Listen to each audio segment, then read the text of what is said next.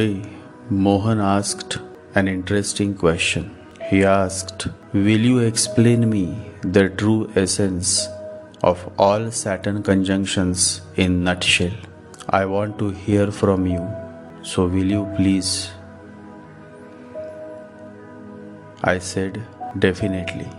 I will now share with you the essence of all Saturn conjunctions. Sit back and listen." The first conjunction, Saturn Rahu. Saturn is stress, Rahu is fear. And so Saturn Rahu definitely brings stress and fear. A person having this conjunction is always under stress, and it is fear that drives him and not love. Don't move the way fear makes you move. Move the way love makes you move. Move the way joy makes you move. The second conjunction, Saturn Mars. Saturn is stress, Mars is energy, the push. You are stressed because of too much pressure to push and make a way for yourself. The constant pressure of making or carving a way for yourself builds stress, which is Saturn. But still the energy, Mars, wants you to push, to dominate, to move the bulldozer over others so that you make your way. Saturn Mars woman or men understand only one word: dominate. And they just love to dominate others. You can't help. A lion is born to dominate. Remember, the world is a jungle. You either fight and dominate or hide and evaporate. The next conjunction, Saturn-Jupiter conjunction. The stress that is Saturn is on learning, Jupiter, and unlearning much. If you are a normal level soul, you want to learn a lot. And if you are an evolved soul, then you are trying to unlearn much so that space is created within your being for the real thing, the divine, the beyond. Saturn-Jupiter natives therefore have a certain depth of understanding, and often they come with certain gifts that they share with others so open-heartedly. An evolved soul having Saturn-Jupiter conjunction is perfectly aware that the more he shares the gifts, the more he receives. The more he would be blessed, because the Master loves those who continue to share without any reservations. The only way to express your gratitude towards your Guru and to free yourself from the benevolent Guru's debt is by sharing open-heartedly all that which you receive from him. Saturn-Venus conjunction. The stress Saturn is on building and maintaining relationships, which is Venus. The native is constantly trying to see that his or her relationship is intact. And generally natives with this conjunction never have to face breakups unless Venus is afflicted in the chart.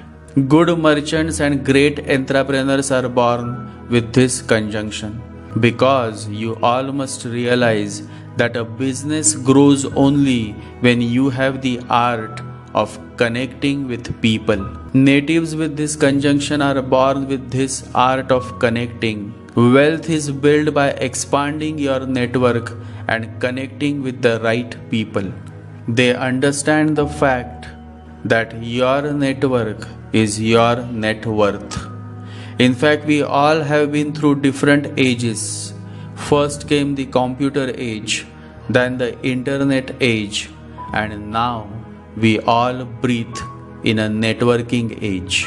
And so this is a perfect age for natives having this conjunction, for they know how to connect and with whom to connect. Networking is an investment in your business. It takes time, and when done correctly, can yield great results for years to come.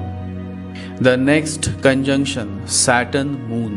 The mind, that is Moon, is always under the stress, that is Saturn, of attaining certain goal. The man or woman with this conjunction is on a certain mission. If the horoscope is of an evolved soul, then many great saints and masters are born with this conjunction. However, in an ordinary horoscope, the native face many depressions and frustrations in life. This conjunction can work wonders if the native is set on a certain mission. They need some goal, some purpose. Only then they find happiness in life. To evolved souls having this conjunction, to such men and women, life is a mission and not a career. They believe that life is not just to satisfy one's desire, but has a higher purpose which they must find and achieve. Although each individual in this vast human world is searching the purpose of life, it is necessary to realize that the most basic purpose of human life is to be happy. The purpose of our lives is to be happy. Always remember this. Saturn Sun Conjunction. The constant stress is on the self, the sun. Either the person can become a great leader or an utterly self-centered person. Depends on the nature of the horoscope and the level of the soul. In an evolved soul's horoscope, such a conjunction can make him a great fighter, a person who never give up. Whereas in an ordinary soul's horoscope, this conjunction can bring many failures and frustrations to the native. There is a lot of stress on taking action to attain freedom, independence. Our great freedom fighter, Swatantra Veer Savarkar, had this conjunction, and the story of his life is simply fascinating. Probably 1 in a million is born with the spirit of Veer Savarkar, the man who was openly appreciated by Mahatma Gandhi. Hardship, that is Saturn, to the individual, that is a trademark of this conjunction. But the native also receives immense strength to fight back the adversities of life and emerges victorious in the end. My father had this conjunction. He came to Mumbai with just 10 rupees in his pocket, and he had never been to college, and yet he attained the peak of fame during his career as a journalist and novelist. And he went on writing scripts for over a dozen television serials during the early 1990s. He was also offered the post of editor-in-chief of the newspaper Samna by Balasaheb Thackeray, but he wasn't able to take it due to certain prior commitments. Saturn Sun Conjunction does bring a great stamina and strength to fight back. They simply never give up. Never give up, because real things take time. Saturn Ketu Conjunction. The constant stress is on breaking the boundaries and experiencing the ultimate freedom. A great placement for a man or woman who wants to renounce and follow the path of Buddha. Many sannyasis are born with this conjunction.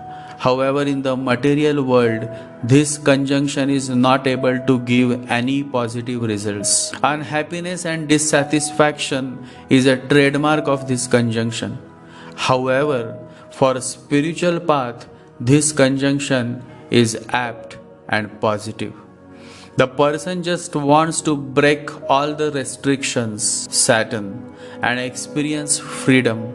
He just dislikes all kind of rules. Marriage is like an alien thing for such natives, because marriage brings bondage and they just don't like any kind of bondage. They like to have sex outside marriage bondage They love to have relationship that puts no pressure of marriage. Bondage, Saturn, is something that Ketu dislikes.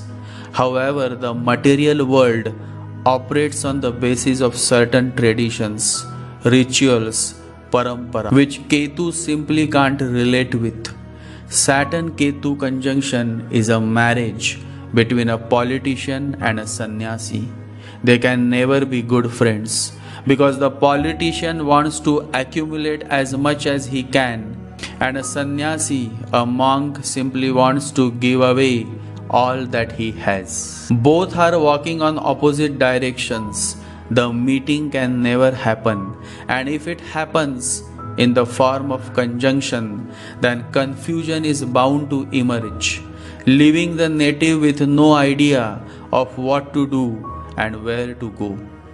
This is natural, but through this confusion, you start thinking, introspecting, and this introspection eventually leads you to the answers that you seek. So, my fellows, confusion is not bad at all. Willingness to change is a strength, even if it means plunging part of the company into total confusion for a while. The next, Saturn Mercury conjunction. The constant stress is on communicating with certain protocols, discipline. Typical spokesperson of government, diplomats, ambassadors to foreign countries have such conjunctions, since the whole stress on communicating by practicing certain diplomacy. Shrewdness comes in the native's dealings with others. This conjunction can bring a certain dryness within the native. The native becomes too practical and calculative and often goes on missing love. They may earn well, but they remain utterly poor in the matters of love. The greatest poverty of all is the absence of love. Conjunction is a marriage between two energies. If the energies are in sync, then you see wonderful results, and if not, then you face many miseries. By the way, marriage matchmaking is not just limited to the Gunamilan or matchmaking point score. It has more to do with the Nakshatra. Soon I will share much more on marriage matchmaking in an extensive series titled Why Marriage is Not Made in Heaven. Nobody has gone to heaven to find out if marriages are made in heaven. And still, like an idiot, they go on saying marriages are made in heaven. What kind of fools we are dealing with, my fellows? But that's how the society is. Fake. Utterly fake. Saturn brings stress, but Mohan asked a very interesting question. Mohan asked, why stress comes at the first place? The answer is because you are not happy with what you are, with what you have. You are in constant race, a race of reaching somewhere. You think that once you reach the spot where you wish to be, you will be happy. But the moment you reach that spot, you realize there is one more spot, much greater spot to be achieved, and so on and so on and so on. And you never stop, you never rest until you are dead and buried. And then people place a plate on your graveyard that says, rest in peace, R.I.P. Now what kind of joke is this, my fellows? What kind of irony is this? When the man was alive, he never was able to rest in peace. And so how will he rest in peace when he is dead? Impossible. And so then such men and women become ghosts. In Indian context, there is a wonderful word for such ghosts. It is pretatma, meaning a deadly soul. Always remember, stress comes because of tension, and tension comes because of your big fat ego. The ego lives in the tension between what you are and what you want to be. Drop the ego of reaching somewhere and you will instantly become stress free. That's what Diogenes was saying to Alexander the Great.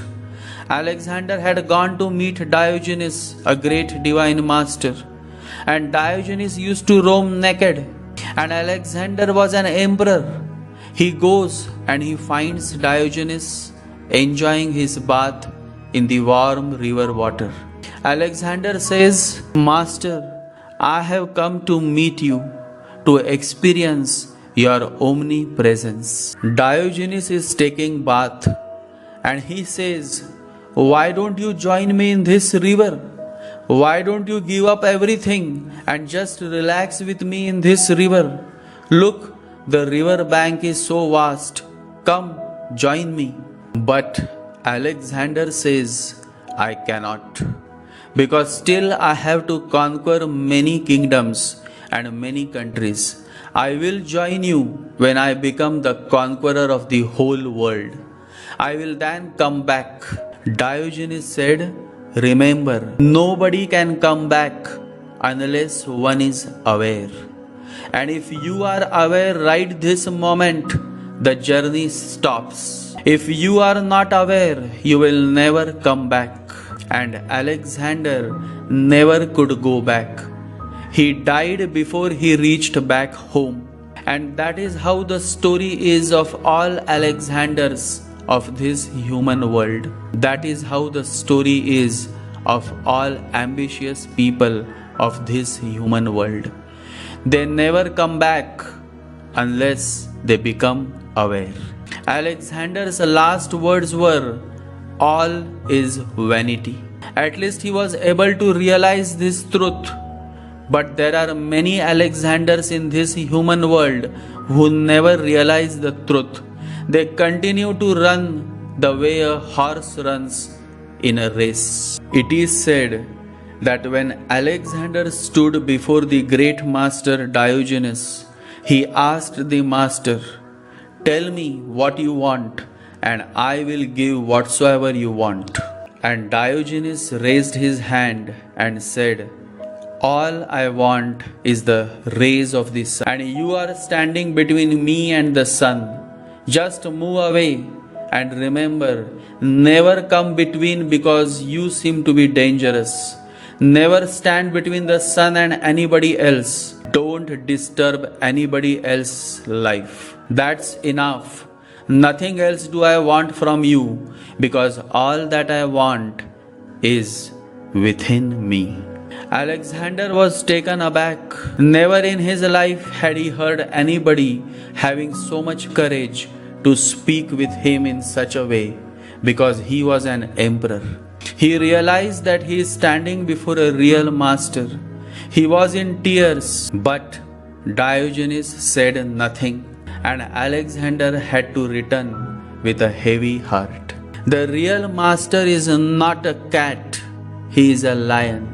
He never fears because he has nothing to lose. He has attained that which your money cannot. You may not like him, but that's your perception. Perception matters. You may not like someone, however, that doesn't mean the person is bad. It is based on your level of awareness and understanding that you like or dislike a person. Your like or dislike won't change the person. He remains happy in his own bliss.